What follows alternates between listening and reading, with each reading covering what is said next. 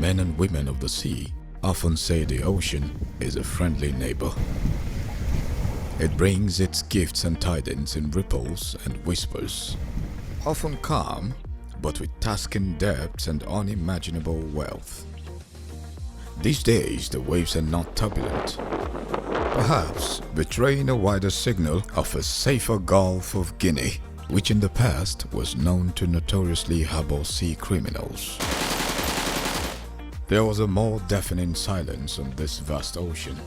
Legitimate businesses struggled to navigate these abundant straits until Nigeria pushed back at the outlaws and opened its harbor to genuine trade. The Nigerian Navy was the protagonist of these efforts. The deep blue platform was the weapon waging war against intruders.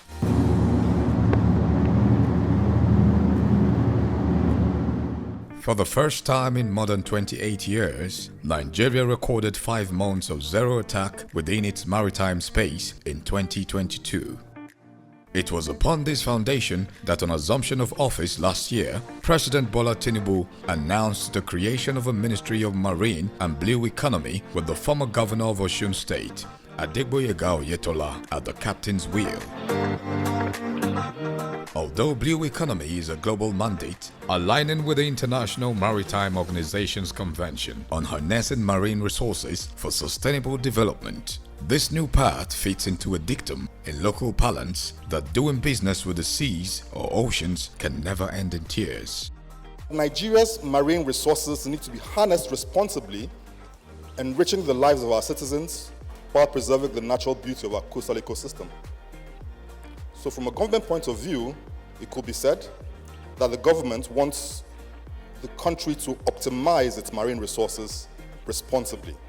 The citizenry are looking up to the marine and blue economy sector to be efficient in solving their daily problems, to create job opportunities that will bring gainful employment, and to create wealth and better the fortunes of the common man.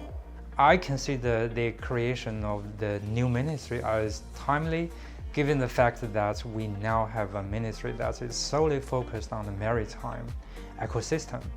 Unlike in the past, when the maritime sector was subsumed under the Ministry of Transportation, with the new ministry, the maritime sector stands to benefit a lot, offering greater opportunities for its potential to be fully harnessed. The global blue economy market is worth more than $1.5 trillion.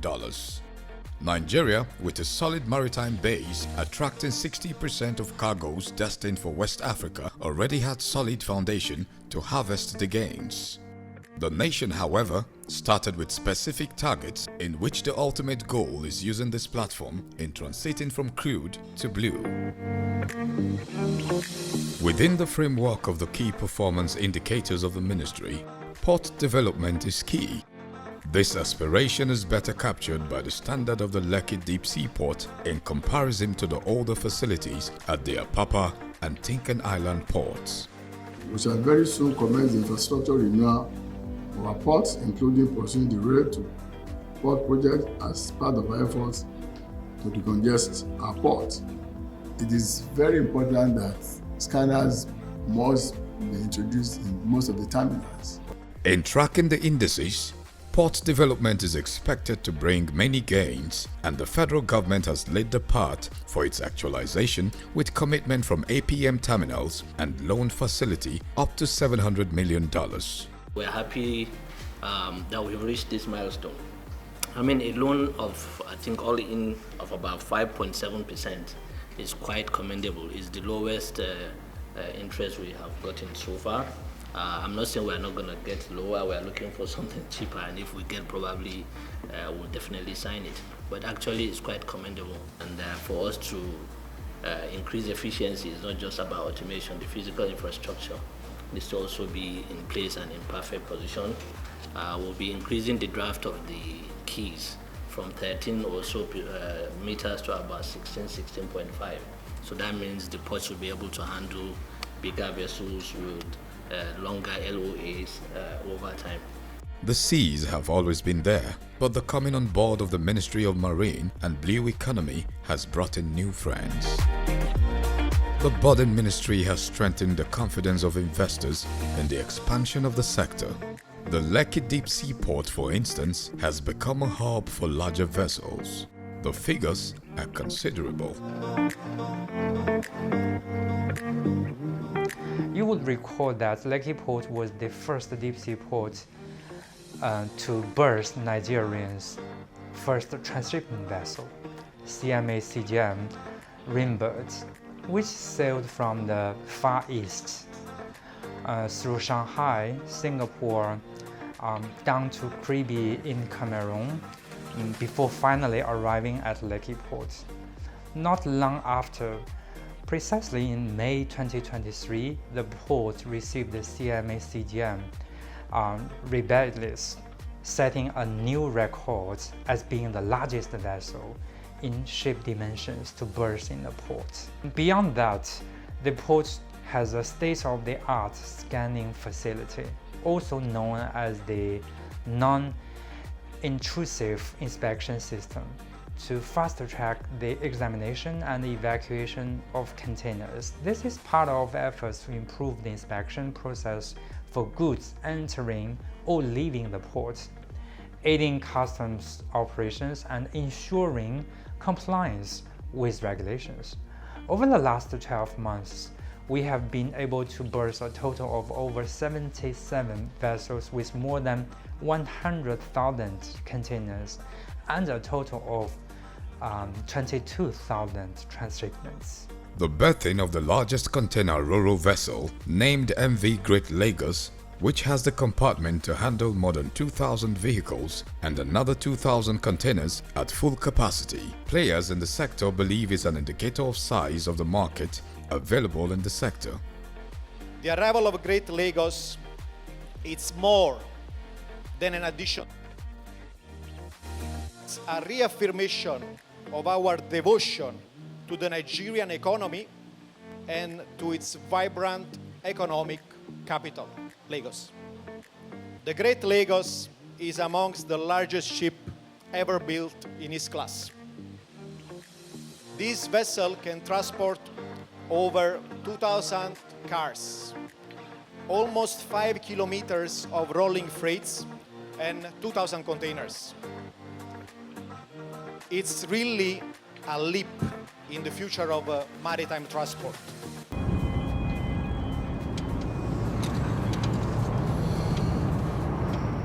The ambience of growth is loud. However, there are some concerns bubbling under these waves of optimism. The establishment and operationalization of new ports and optimizing efficiency at the existing ones are a few of these. Even if we improve the infrastructures in the ports, without the same kind of improvement on the roads in terms of traffic control, it will not result to an acceptable end. Why? Every port should have a connectivity in terms of rail and water. You know, when you are building a port, apart from the road leading to port, you should also plan for evacuation, because the roads are already congested. Our waterways need to be widened, dredged, and enhanced to reduce the stress on our roads. The modern port must have rail evacuation system, barge evacuation system, and then minimal level of land, because the ports are located in the cities. Addressing the challenges of cargo delivery and evacuation falls under the purview of the Nigerian Shippers Council. The last few years have not only been dedicated to removing impediments to accessing the ports, but jealously nurturing the completion of 6 legacy inland dry ports across the country. So far, Kaduna, Dala Inland Dry Port in Kano, and the Funtua Inland Dry Port are operational. The essence of doing that is to decongest the seaports and make the ease of doing business, so easy for shippers in the hinterlands in particular. You cannot be in Sokoto and then you have an inland dry port within that region, and then you are struggling to come to Lagos to come and ship your goods.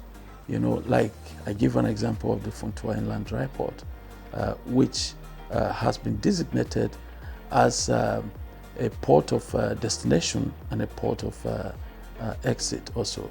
So it means you can ship any goods from that port. So if you live around that region, you don't need to come to Lagos to the seaport to ship your goods. You can ship them right from there.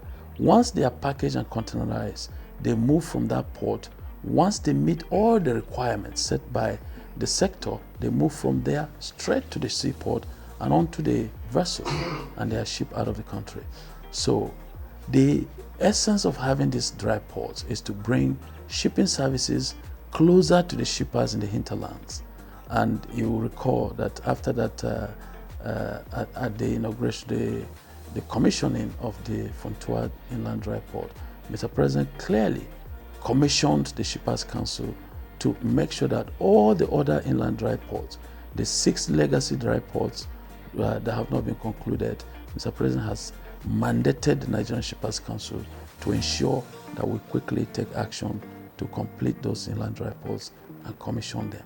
This is because it will improve the ease of doing business, and not only that, it will also enhance trade volumes that will come in and out of Nigeria. Implementing the presidential mandate on job creation and stimulating economic growth are key to the strategic plans of all the agencies under the Ministry of Marine and Blue Economy. As a way of achieving this goal, promoting efficiency aggressively has been prioritized. Cost is one major component that will bring about efficiency.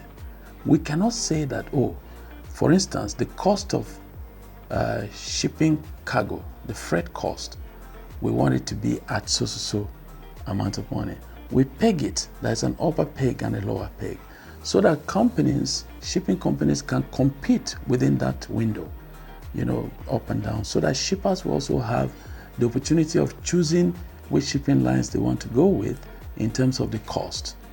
But then the cost must also be effective. You must take into consideration the other players as well. Like recently, we looked at the freight rates for the eastern ports, and we negotiated and we came to, there are some indices that we looked at, like in terms of the cost of diesel, in terms of the quality of the roads and all of that, the cost of spare parts for haulage drivers and owners of vehicles. But at the end of the day, there was an outcry out there about the cost, and then we had to re-engage with the stakeholders, because ours is to continuously engage the stakeholders and see what is good for the sector generally. The Ministry of Marine and Blue Economy should harmonize the legal frameworks governing all the aspects of blue economy, both the ones that we already have in, like shipping, ports, all that, and the ones we are expecting, we hope to also have. There should be a legislative framework to govern the ocean.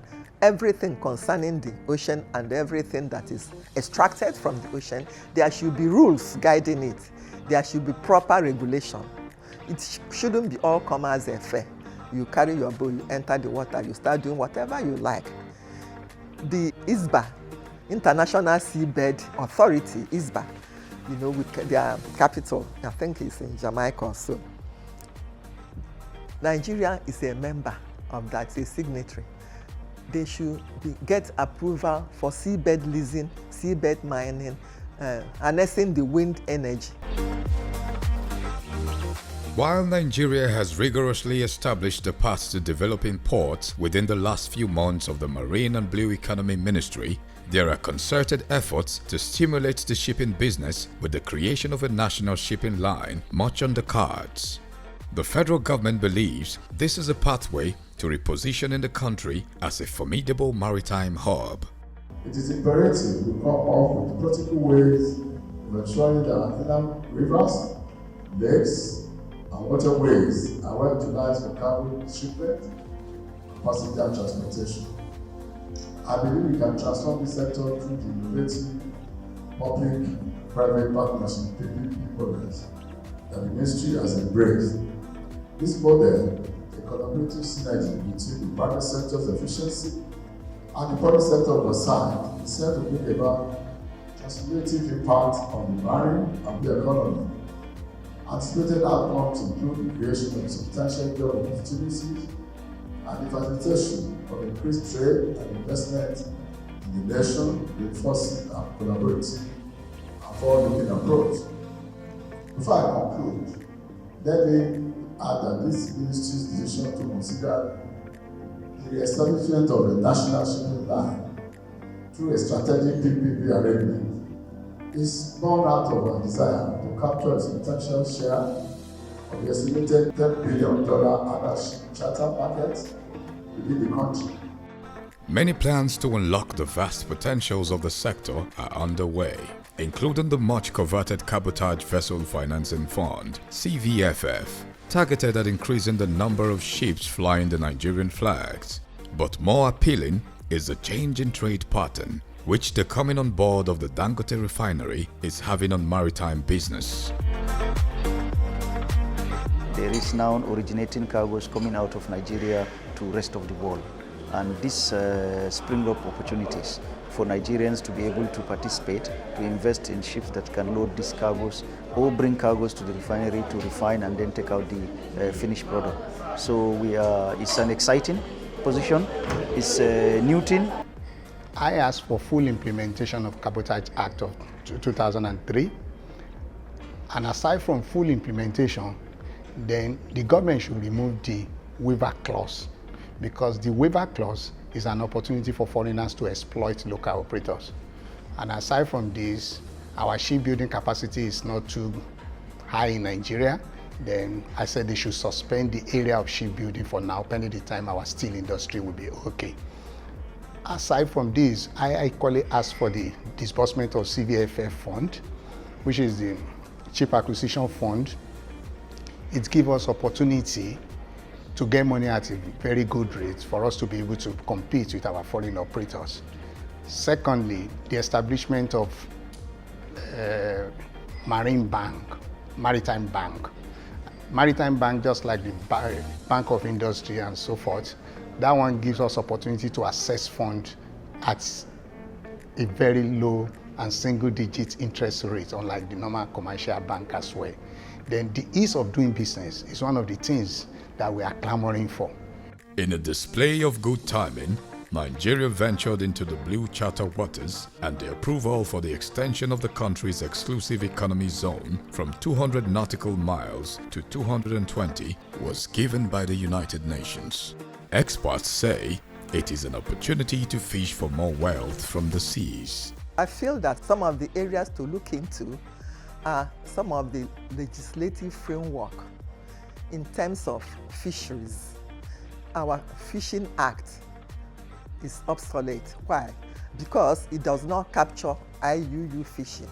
You know, IUU fishing, illegal, unreported, and unregulated fishing. And we are losing up to between 10 and 20 billion annually from IUU fishing. So the Fishing Act does not capture IUU fishing, and there is need to review that act. Not only IUU, that Fishing Act, there is other acts that have resulted, some ocean activities that have resulted from blue economy. So those areas, emerging areas in the blue economy, need to be looked into. Even the areas that Nigeria has not yet entered into, for instance, seabed leasing, underwater mining, the exploitation and capturing of other renewable energy resources such as wind, tide, the biomass. These are areas that promise very high revenue for the federal government. We must also involve the private sectors if we want blue economy to optimize its benefits. You know, in Nigeria, we have not exploited or gotten involved with blue financing. blue loans, blue bonds. These are international finances that have been mapped out and waiting for countries to come up with their projects, ocean-friendly projects, that those funds can be utilized to promote. We have to look at our coastal communities, how to preserve the ecosystem there. The vision of the ministry is to lead the fisheries and agriculture sector towards a prosperous and sustainable blue future, where our rich marine resources benefit all Nigerians now and for generations to come. This trend tends to be in consonance with the principles guiding the actualization of key mandates in the ministry, especially as it relates to developing local capacity, prioritizing good governance, ensuring operational efficiency, and transiting from over-reliance on crude oil to tapping the limitless opportunities in blue economy. In order to keep these goals in sight, the ministry developed key performance indicators to measure effectiveness of agencies, departments, and parastatals, signatory to its blueprint, while a performance bond was equally signed.